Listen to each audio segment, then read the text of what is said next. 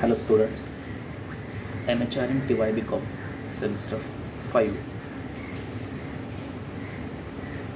आपको जो सिलेबस है वो पहले भेज चुका हूँ। उसका जो पहला चैप्टर है वो है इंट्रोडक्शंस टू मार्केटिंग। ओके, तो इस चैप्टर में हम पहले मार्केटिंग क्या है, मार्केटिंग के हमें क्यों आवश्यकता है, मार्केटिंग किस काम के लिए यूज़ किया जाता है, ये पूरी जो डिटेल्स बातें हम करेंगे। पहले उसका मीनिंग देखेंगे, उसके बाद डेफिनेशन और इस चैप्टर पे जो भी कुछ क्वेश्चंस बनाए हुए जो मोस्ट इम्पॉर्टेंट है यूनिवर्सिटी एग्ज़ाम के लिए। लास्ट सेमेस्टर में हमें आते, सॉरी 5वें सेमेस्टर में हर साल आ रहे ये क्वेश्चंस, वही क्वेश्चंस हम लेने वाले हैं।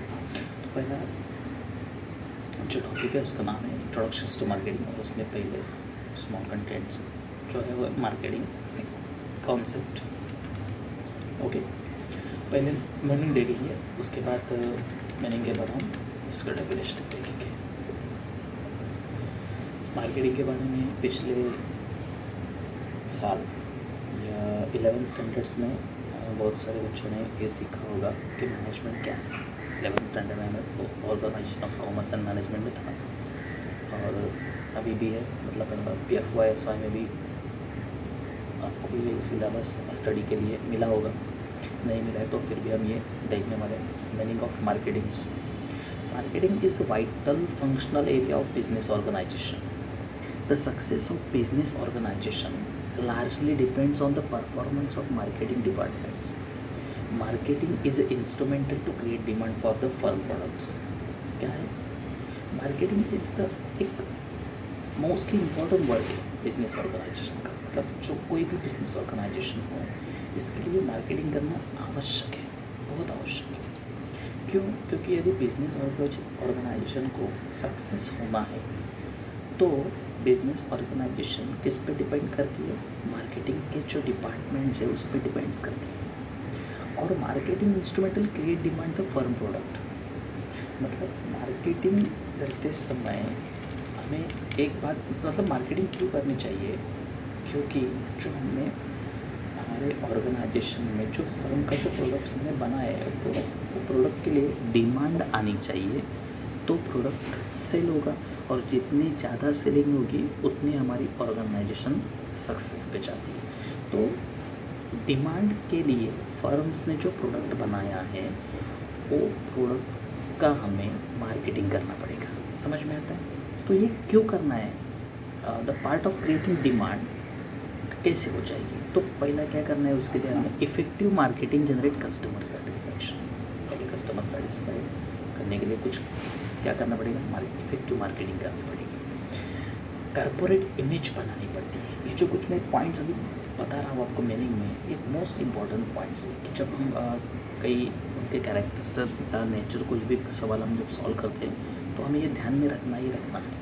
तो इसके लिए पहला है जनरेट कस्टमर सेटिस्फैक्शन। मार्केटिंग क्यों करना है? कस्टमर को सेटिस्फाइड करने के लिए। उसके बाद इन्हांस कॉर्पोरेट इमेज, एक कॉर्पोरेट इमेज रहती है हमारे बिजनेस की, वो क्या होगी? जितनी ज़्यादा सेल होगी इमेज बनती रहेगी, इसके लिए प्रोडक्ट भी अच्छा होना बनता है। उसके बाद कॉम्पिटिटिव एडवांटेजेस, ये अभी जो पूरा जो हमारा हम जैसे एक कॉम्पिटिटिव एग्ज़ाम्स अभी हो रहे हैं, कॉम्पिटिटिव वर्ल्ड है, मतलब हमने जो प्रोडक्ट बनाया है वैसे दूसरी कंपनी भी प्रोडक्ट बनाती है, तो उसके प्रोडक्ट में हमारे प्रोडक्ट में कुछ ना कुछ तो जिसमें ज़्यादा फ़ायदा है वो तो कस्टमर खरीदी करेगा ना। तो इसके लिए हमारा प्रोडक्ट ज़्यादा परचेस करने के लिए हमें क्या करना पड़ेगा? हमारे जो प्रोडक्ट्स है उसमें ज़्यादा फ़ायदेमंद कैसे रहेंगे, ऐसे कंटेंट्स हमें यूज़ करने पड़ेंगे। उसके बाद मेंटेन कस्टमर रिलेशनशिप, सबसे बहुत बढ़िया ये कंटेंट्स है उसका, मेंटेन कस्टमर रिलेशनशिप। उसके बाद डेवलप ब्रांड इमेज, ब्रांड की हम बहुत सारे बात करते हैं। कोई भी अभी कुछ भी हम परचेस करते हैं तो हम ये बात कैसे करते हैं कि ब्रांड की बात करते हैं, तो ब्रांड इमेज ये सबसे बहुत बढ़िया मतलब करना पड़ेगा। उसके बाद ब्रांड इक्विटी, समानता कहते हैं जिसको, मतलब अच्छी तरह से प्रोडक्ट बनाना है, उसमें कोई फ्रॉड नहीं करना है, ब्रांड लॉयल्टी निष्ठा उसमें रखनी है। एंड फैसिलिटीज़ बिजनेस एक्सपांशन, इसका मतलब होता है कि यदि व्यापार को, मतलब बिजनेस को बढ़ाना है तो बढ़ाने की जो भी कुछ सुविधाएँ हैं ये सुविधाएँ रखनी पड़ेगी। इस तरह से जितने हम ज़्यादा सुविधाएँ रखेंगे उतना ही क्या होगा?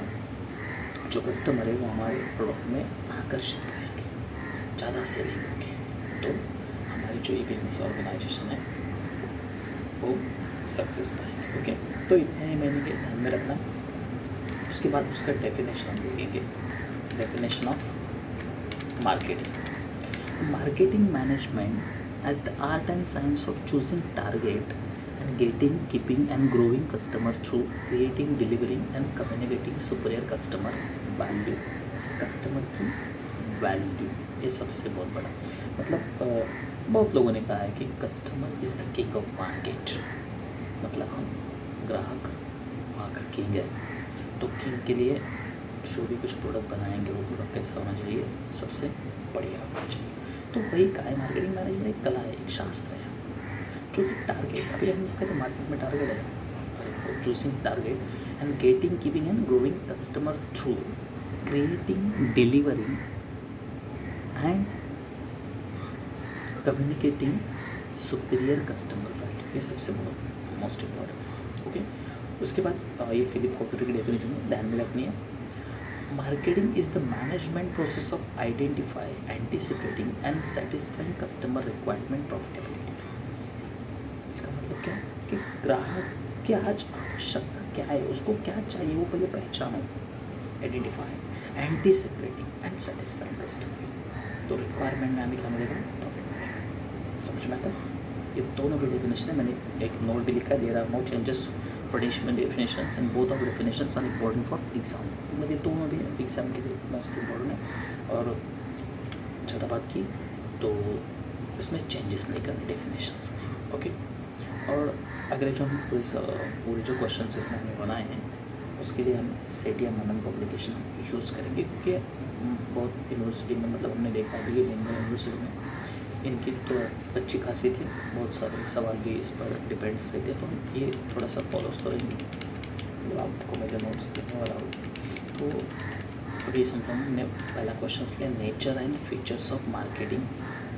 ओके, स्ट्रक्चर है, उसकी क्या खासियत है उसमें, तो ये देखेंगे। अगर इसके जो पॉइंट्स हैं मैंने आपको पहले नोट्स में भेज चुका हूँ। उसके बाद उसके अंदर जो भी कुछ मैं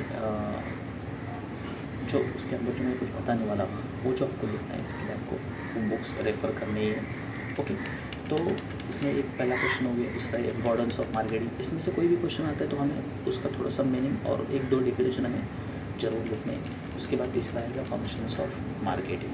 ओके, चौथा क्वेश्चन उसमें बनेगा एवल्यूशन ऑफ मार्केटिंग कॉन्सेप्ट, एक मोस्ट इम्पॉर्टेंट है और पिछले साल ये क्वेश्चन पूछा गया है, वो है स्ट्रैटेजिक फॉर ट्रेडिशनल मार्केटिंग, क्योंकि डिफरेंस दिस बिटवीन से, मतलब उसमें दोनों में क्या बदलाव है, क्या डिफरेंस है दोनों में, हमें सीखना है। ऐसे 5 क्वेश्चन इस पहले कंसेप्ट में हमें सीखना है, मार्केटिंग कंसेप्ट। तो आज के लेक्चर में हम खाली ये देखेंगे कि मीनिंग और डेफिनेशन, और उसका जो पहला सवाल है वो हम डेली 2 क्वेश्चन हम लेने वाले। आज कल से हम नेचर और फीचर्स लिए, तो उसके साथ हम इम्पोर्टेंस ऑफ मार्केटिंग लेंगे। ओके, तो इतना आज हम पूरा करते ये सिलेबस। Okay, good bye.